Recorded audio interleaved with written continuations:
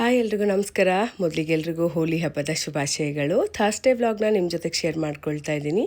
ನಾಳೆ ಫ್ರೈಡೇ ಆಗಿರೋದ್ರಿಂದ ದೇವ್ರ ಮನೆಯನ್ನೆಲ್ಲ ಒರೆಸಿ ನನ್ನ ಹತ್ರ ಕೆಲವೊಂದು ದೇವ್ರ ವಿಗ್ರಹಗಳು ಆ್ಯಂಟಿಕ್ ಪೀಸ್ ಇದೆ. ಇದನ್ನು ನಾನು ಸೋಪ್ ಹಾಗೆ ಲಿಕ್ವಿಡ್ನ ಬಳಸಿ ಕ್ಲೀನ್ ಮಾಡಲ್ಲ, ಹಾಗೆ ನೀರಲ್ಲೇ ಕ್ಲೀನ್ ಮಾಡ್ಕೊಳ್ತೀನಿ. ದೇವ್ರ ಮನೆಯನ್ನೆಲ್ಲ ಕ್ಲೀನ್ ಮಾಡ್ಕೊಂಡಿದ್ದಾಯಿತು. ರಾತ್ರಿ ಊಟಕ್ಕೆ 5 ಮಿನಿಟ್ಸ್ ರಸಮ್ ಮಾಡ್ತಾಯಿದ್ದೀನಿ. ಈ ರಸಮು ನೆಗಡಿ, ಶೀತ, ಕೆಮ್ಮಿಗೆ ತುಂಬ ಒಳ್ಳೆಯದು.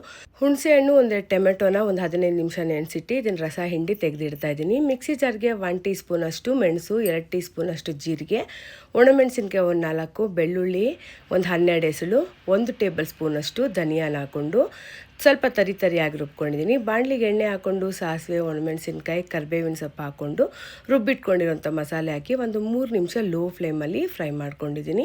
ಈಗ ಇದಕ್ಕೆ ಹಿಂಡಿಟ್ಕೊಂಡಿರೋಂಥ ಹುಣಸೆಹಣ್ಣಿನ ರಸ ಬಿಟ್ಟು ಚಿಟಿಕೆ ಅರಿಶಿನ, ರುಚಿಗೆ ತಕ್ಕಷ್ಟು ಉಪ್ಪು ಸೇರಿಸ್ಕೊಂಡು ಕುದಿಸ್ಕೊಳ್ತಾ ಇದ್ದೀನಿ. ರಸಮ್ನ ತುಂಬ ಹೊತ್ತು ಕುದಿಸ್ಕೋಬಾರ್ದು, ಒಂದು 3 ನಿಮಿಷ ಕುದಿಸ್ಕೊಂಡ್ರೆ ಸಾಕು. ಕೊನೆಯಲ್ಲಿ ಸ್ವಲ್ಪ ಕೊತ್ತಂಬರಿ ಸೊಪ್ಪನ್ನ ಸೇರಿಸ್ಕೊಂಡಿದ್ದೀನಿ. ರಸಮ್ ತುಂಬಾ ರುಚಿಯಾಗಿದೆ. ಮಕ್ಕಳಿವತ್ತು ಆಲೂಗೆಡ್ಡೆ ಬಜ್ಜಿ ಮಾಡಮ್ಮ ಅಂದರು.